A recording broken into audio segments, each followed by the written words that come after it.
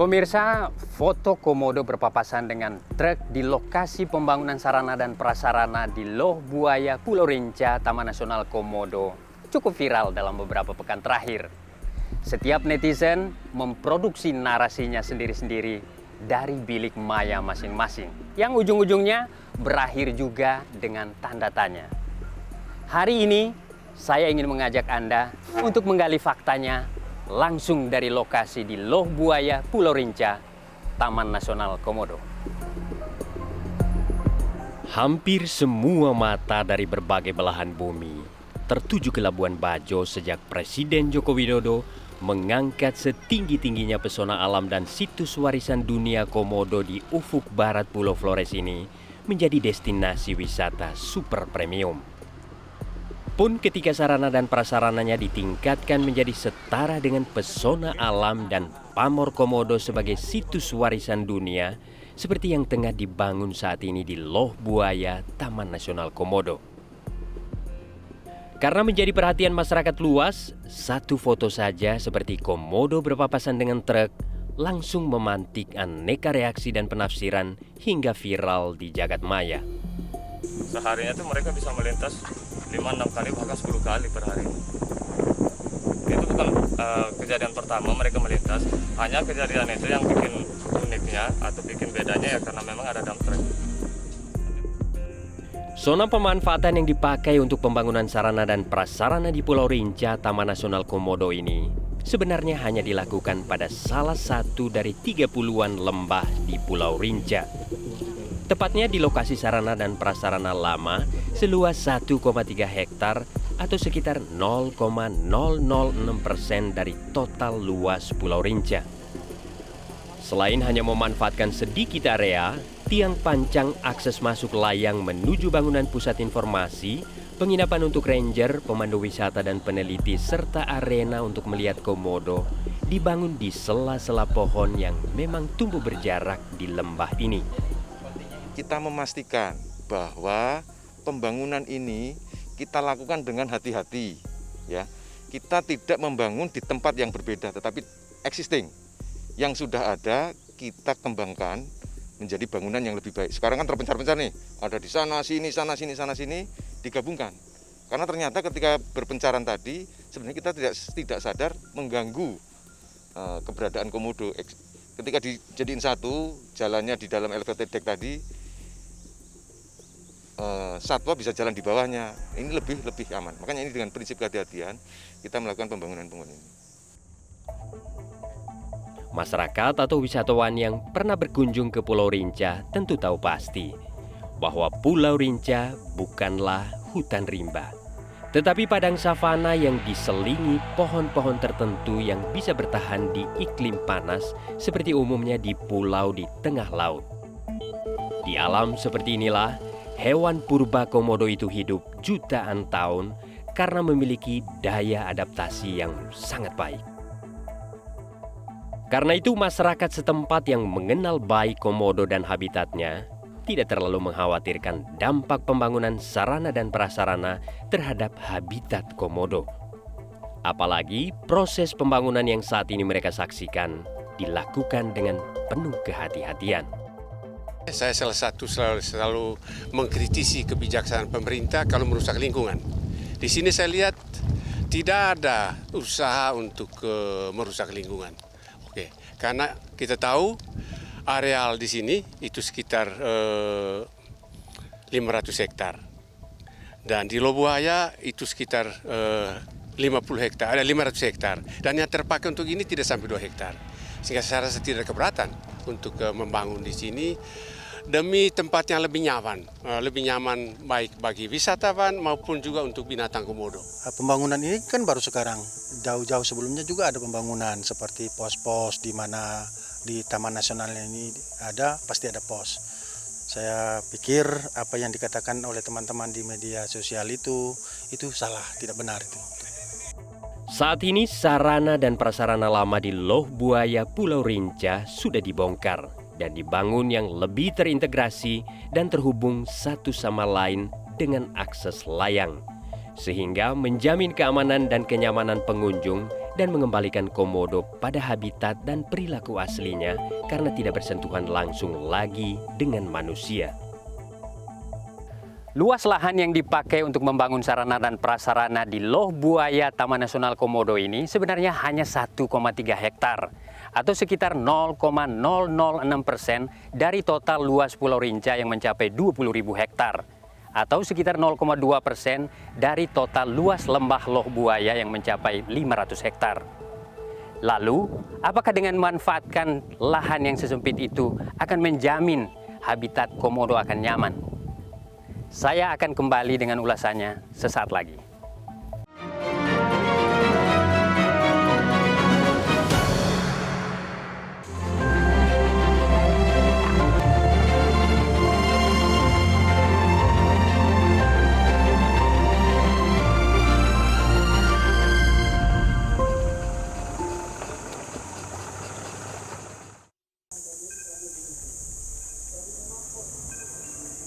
Ya, saat ini saya persis berada di pintu masuk Loh Buaya Taman Nasional Komodo. Akses masuk yang selama ini dipakai para wisatawan merupakan daerah terbuka yang cukup berbahaya. Karena komodo yang hidup di lembah ini ada sekitar 60 ekor dan 15 diantaranya itu bermain-main di sekitar sarana dan prasarana yang ada di sini.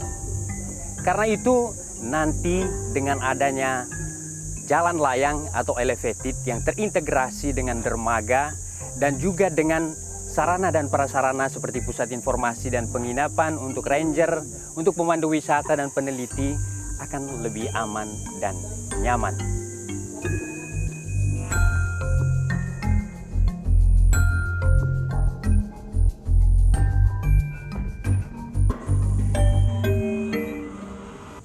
Meski berangkat dari niat baik, penataan kembali sarana dan prasarana di Loh Buaya Taman Nasional Komodo tetap disorot publik. Persoalan utama yang diperguncingkan banyak orang setelah foto komodo berpapasan dengan truk proyek viral di media sosial adalah keselamatan komodo dan habitatnya.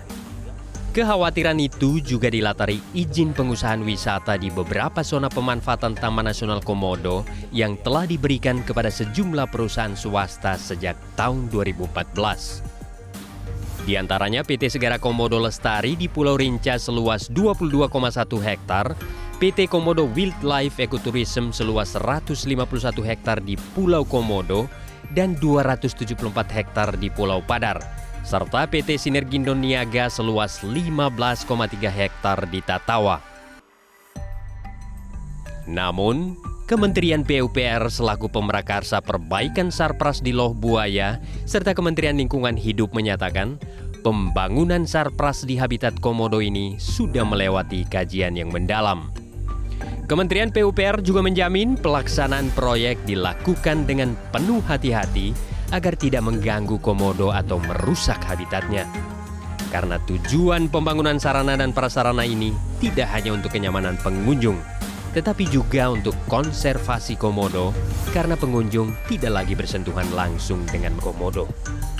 Jadi pembangunan ini saya melihat pembangunan sarana prasarana di Rinca ini sebagai destinasi wisata prioritas dan merupakan World Heritage warisan dunia sudah memenuhi kaidah-kaidah konservasi keselamatan pekerja dan keselamatan satwa, terutama komodo.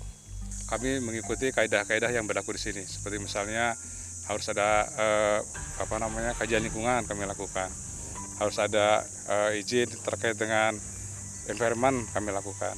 Jadi tadi juga disampaikan bahwa kami tidak memotong pohon, itu kami lakukan. Jadi memang kami mengikuti dan selalu berkonsultasi dengan teman-teman dari KLHK dalam rangka pembangunan di sini, Pak. Sementara terkait izin pengusahaan wisata yang sudah dikantongi sejumlah perusahaan swasta, Dirjen Konservasi Sumber Daya Alam dan Ekosistem Kementerian Lingkungan Hidup dan Kehutanan Wiratno memastikan izin-izin tersebut hingga saat ini belum aktif dan akan dievaluasi lagi. Wiratno memastikan izin usaha tersebut bukan hotel, tetapi ekolodge dengan struktur bangunan dari kayu dengan kombinasi batu. Publik perlu tahu bahwa Taman Nasional itu dikelola melalui sistem zonasi. Dari 173.000 hektar kawasan Taman Nasional Komodo ini, zona daratan untuk zona pemanfaatan yang boleh untuk wisata itu hanya 824 hektar atau 0,4% dari total luas daratan. Bahkan tidak sampai 1%. Nah, zona perairan itu kira-kira 1.000 lebih hektar, 1.000 hektar dari luasan perairan, sehingga sangat kecil, 0,8%, 0,9%. Saat kami memantau langsung pembangunan Sarpras dan Komodo di Loh Buaya ini, Komodo tetap bermain dan tidur-tiduran seperti biasa di sekitar lokasi pembangunan. Kondisi ini tidak jauh berbeda saat saya berkunjung ke tempat ini tahun 2018. Ya, ini adalah beberapa ekor dari 15 ekor komodo yang biasa bermain di sekitar sarana dan prasarana di Loh Buaya Taman Nasional Komodo ini. Dan selama proses pembangunan dimulai sejak 7 September 2020, mereka tetap seperti biasa bermain di sekitar areal proyek dan juga sarana prasarana yang sudah dibongkar di sini. Menurut dua peneliti Komodo yang sudah belasan tahun meneliti dan menghitung populasi Komodo di Taman Nasional Komodo, Dani Purwandana dan Ahmad Arifiandi, aktivitas pariwisata yang terus meningkat selama beberapa tahun terakhir tidak banyak berpengaruh terhadap populasi Komodo. Jumlahnya relatif stabil karena Komodo memiliki tingkat bertahan hidup yang baik dan bisa beradaptasi dengan berbagai perubahan lingkungan di sekitarnya. Kalau di dua area wisata di Taman Nasional ini sebetulnya Komodo memiliki adaptasi terhadap terhadap aktivitas ekoturisme yang sudah ada ya, yang sudah ada. Jadi dia tidak mempengaruhi tingkat bertahan hidupnya, tingkat survivalnya. Kemudian dalam kurun waktu 2018-2019 malah ada peningkatan ya, ada peningkatan populasi terutama di Loh Buaya dengan Loh Liang.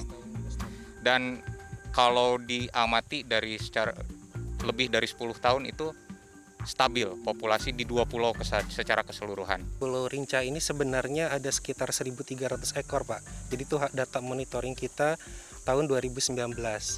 Dan mungkin 1.300 itu tersebar di seluruh pulau Rinca yang luasnya 20.000 hektar. Jadi kalau 20.000 hektar. Jadi kalau kita lihat sekarang pembangunan yang dilakukan oleh pemerintah ini itu kan berdasarkan tadi kita lihat di lapangan luasannya hanya 1,3 hektar. Dan itu kalau kita proporsikan areanya hanya 0,006% saja. Jadi memang areanya sangat kecil sekali, Pak. Areanya sangat kecil sekali sehingga mungkin dampaknya tidak akan terlalu signifikan. Namun demikian tadi kami sudah memberikan masukan juga ke pihak PUPR, walaupun kecil dan mungkin tidak terlalu signifikan, tapi ini kan tetap harus diperhatikan dan dicoba dimitigasi.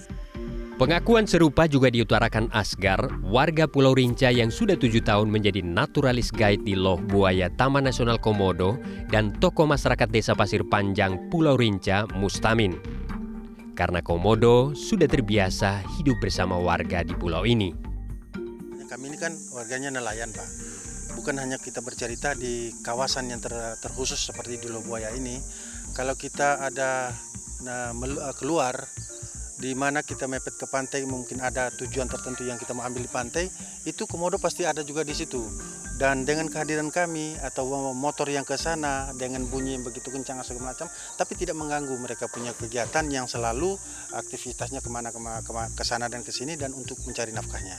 Komodonya masih seperti biasa, stay di dapur dan stay di sekitar banyak orang. Itu walaupun tamu atau pekerja itu tetap sama, mereka tetap dekat. Itulah gunanya kami di sini untuk mengamankan. Jadi kalau untuk perilaku mereka masih sama, tidak berubah seperti sebelumnya. Berdasarkan data Balai Taman Nasional Komodo tahun 2019, total Komodo yang hidup di Pulau Rinca mencapai 1.300 ekor. Sementara populasi Komodo di seluruh Taman Nasional Komodo relatif stabil di kisaran 2.500 hingga 3.000 ekor. Dalam 3 tahun terakhir, Populasi komodo bahkan terus bertambah setelah sempat turun dari 3.013 ekor pada tahun 2015 menjadi 2.430 ekor pada tahun 2016. Sementara pada tahun 2017 naik lagi menjadi 2.884 ekor hingga mencapai 3.022 ekor pada tahun 2019. Lalu siapa sebenarnya yang mendulang keuntungan paling banyak dari pariwisata Labuan Bajo saat ini? Nantikan informasinya sesaat lagi.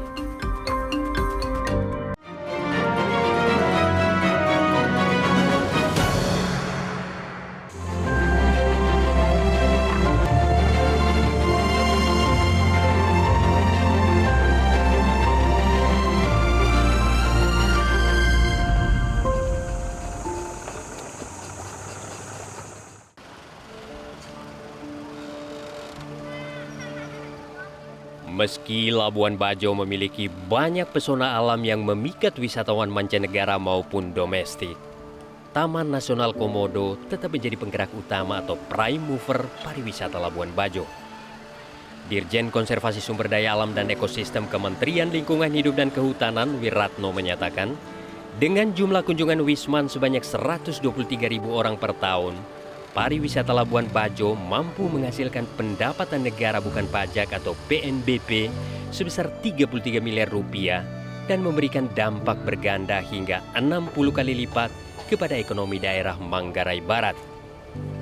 Menurut Wiratno, penikmat paling besar dari pariwisata Labuan Bajo selama ini adalah operator kapal dan operator pariwisata, yakni sekitar 50% lebih. Disusul hotel dan restoran sebesar 43%. Di sisi lain, 75% warga masyarakat di sekitar Taman Nasional Komodo kini bergantung pada pariwisata. Wiratno berharap semua pemangku kepentingan pariwisata Labuan Bajo bisa bekerja sama mengembangkan pariwisata Labuan Bajo menjadi lebih baik. Dengan turis yang 123.000 orang per tahun, ya, ini mampu menghasilkan lebih PNBP bisa sampai tahun 2018 sampai 33 miliar 2019 ya 33 miliar, tapi uang yang beredar di Labuan Bajo 60 kali lipatnya, hampir setengah triliun. Oleh karena itu Taman Nasional Komodo saya sebut sebagai prime economic mover, ya, penggerak ekonomi utama. Untuk tetap menjaga keberadaan Komodo sebagai penggerak utama pariwisata Labuan Bajo selama pembangunan sarana dan prasarana di Loh Buaya, wisatawan tetap bisa melihat Komodo di pulau lainnya seperti Pulau Komodo. Karena yang ditutup untuk umum hanya kawasan Loh Buaya, Pulau Rinca. Jadi yang kita tutup sekali lagi hanya Loh Buaya sini saja. Wisatawan masyarakat luas yang ingin berkunjung silakan lihat Komodo di Dahliang, bisa ke Padar juga, dan set-set spot diving dan snorkeling tetap kita buka. Kita sosialisasikan sekali lagi untuk 4 spot diving, Siaba, Mawan, Batu Bolong, dan Karang Makassar, kita sudah terapkan sejak tahun kemarin, kita batasi dengan jumlah kapal perharinya. Sementara Kepala Badan Otorita Pariwisata Labuan Bajo Flores, Sana Fatina Sukarsono menyatakan, akan meningkatkan kualitas pengalaman wisatawan dari Labuan Bajo sampai Taman Nasional Komodo seiring kebijakan pemerintah pusat untuk mengembangkan Labuan Bajo sebagai pariwisata premium berkelanjutan kelas dunia. Termasuk mengembangkan ruang-ruang publik baru di Labuan Bajo untuk atraksi seni dan mendorong komunitas kreatif. Dengan demikian yang diharapkan nanti di desain ke depannya konten-konten akan lebih banyak berupa narasi dan edukasi sehingga wisatawan yang datang tidak hanya menikmati alam yang indah tapi mereka tercerahkan dengan konten apakah itu keberagaman hayati, kelestarian ekosistem dan bagaimana ini semua bisa terus lestari dari dulu sampai sekarang dan nanti ke masa depan dan itu menjadi warisan dunia yang bisa dipelajari oleh semua kalangan. Diakui atau tidak, Komodo adalah prime mover pariwisata Labuan Bajo. Karena itu, peningkatan kualitas sarana dan prasarana di Taman Nasional Komodo tentu untuk kepentingan konservasi prime mover ini sekaligus meningkatkan nilai ekonomi pariwisata Labuan Bajo. Meski demikian, kita harus tetap kawal agar semuanya berjalan dengan prinsip kehati-hatian dalam ekoturism. Dari Pulau Rinca, Taman Nasional Komodo, saya Robert Parus, Rifki Adi Pradana, Metro TV.